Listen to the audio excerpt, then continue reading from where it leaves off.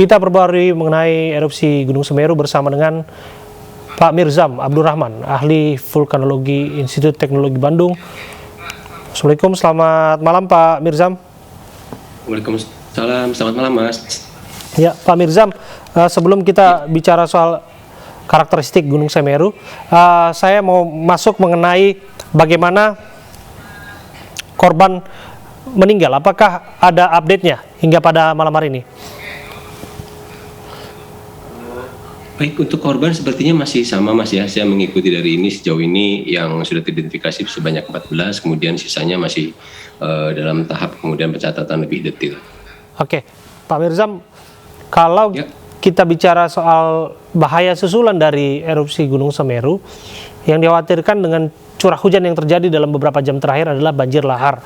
Apakah potensi ini semakin membesar, semakin mungkin terjadi? Iya, kalau kita melihat kondisi terakhir begitu ya, Gunung Semeru itu sekarang sedang seperti seorang sakit yang kemudian sedang yang coba untuk sembuh begitu.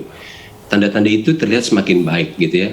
Ini seperti orang masuk angin ketika kemudian sendawanya makin lama semakin pendek, semakin berkurang, artinya masuk anginnya pun berkurang.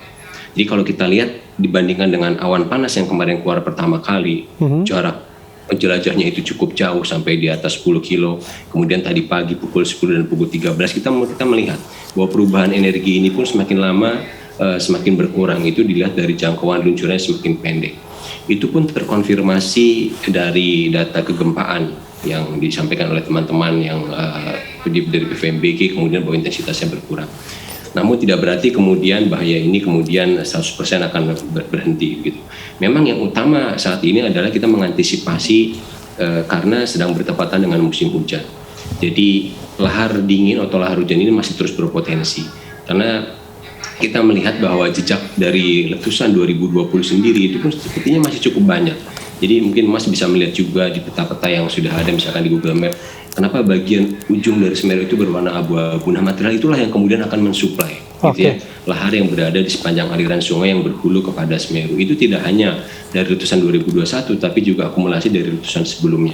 Jadi meskipun letusannya saat ini tidak besar, tapi kenapa materialnya cukup banyak? Ini menarik ya, karena terjadi akumulasi dari letusan yang sebelumnya.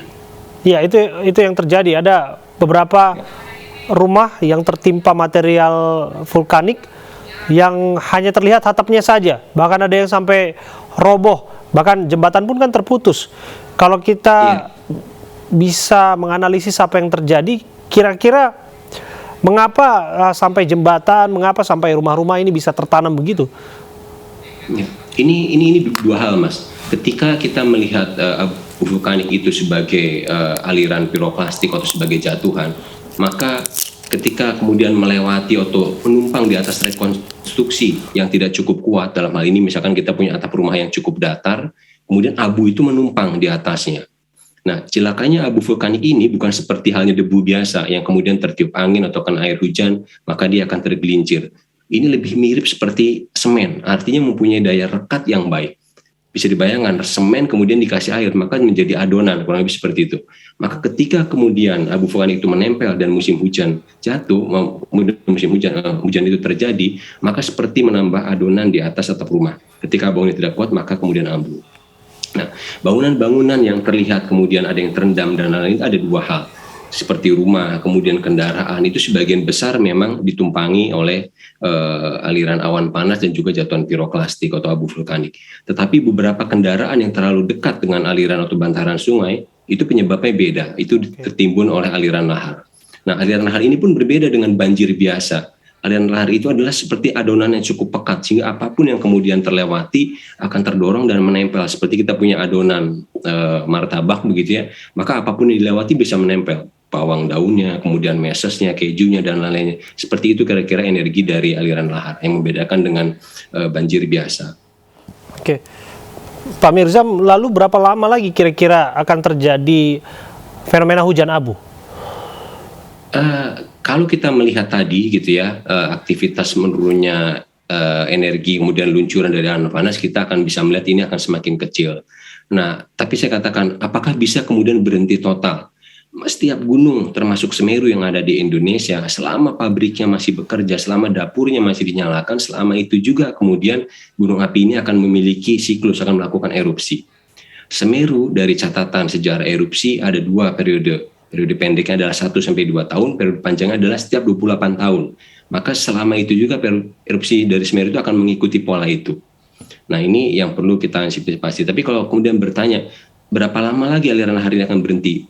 Ketika kemudian musim hujan ini berakhir, tidak ada lagi media yang mendorong material bentuk konsolidasi, aliran lahar ini akan berhenti untuk akhir musim hujan ini. Bagaimana dengan akhir musim hujan berikutnya? Ini yang sebenarnya harus kita waspadai. Pengalaman dari Semeru sekarang itu tipikalnya berbeda dengan Semeru yang sebelumnya, begitu ya. Dia diawali dengan kegempaan sehingga masyarakat menjadi aware. Sekarang kegempaan tidak terasa bagi orang-orang yang sibuk beraktivitas pada waktu itu, tapi yang sedang santai kemudian cukup tenang itu bisa merasakan ada kegempaan. Seismograf pun merekam itu. Tapi karena kemudian ada perbedaan karakter letusan ini, inilah yang kemudian membuat kita harus belajar kembali tentang Semeru. Semeru mengajarkan satu hal yang baru, kali ini pada letusan 2021. Ya, apa yang membedakan karakteristik Gunung Semeru dan letusannya dengan gunung-gunung lainnya? Semeru itu tipikal khas gitu ya. Biasanya yang berbahaya adalah aliran laharnya. Nah, satu yang menarik yang selalu saya highlight gitu ya, kenapa kemudian akumulasi abu vulkanik dari Semeru itu bisa lebih banyak? Sebenarnya kalau secara volumetrik Toba lebih banyak, Krakatau lebih banyak, gunung-gunung api yang lebih banyak.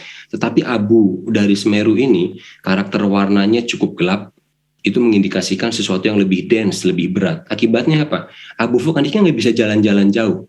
Mas bisa melihat sekarang gitu ya, penerbangan di sekitar Gunung Semeru itu masih normal seperti biasa. Itu mengindikasikan bahwa abunya tidak bisa berjalan jauh.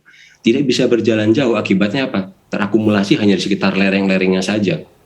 Karena itu terakumulasi di sana, maka ketika kemudian musim hujan tiba, semua sungai yang berhulu dari ketinggian puncak Semeru ini, semua menggerus material-material itu.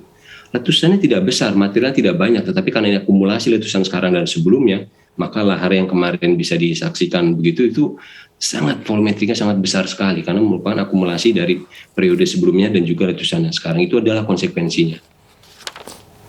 Baik, terima kasih Pak Mirzam, vulkanolog dari ITB sudah berbincang bersama kami. Sama-sama.